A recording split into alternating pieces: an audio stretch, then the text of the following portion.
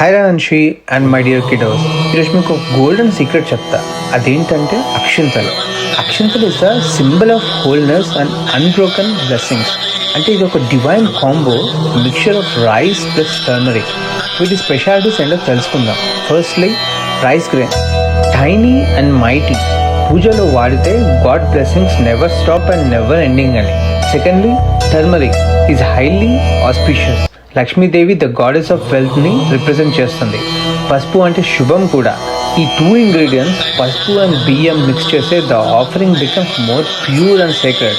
పూజ చేసే టైంలో డివోటీస్ తీసుకొని అండ్ స్వామి అండ్ అమ్మవారి పైన ఆఫర్ చేస్తారు. That is nothing but act of surrendering to God.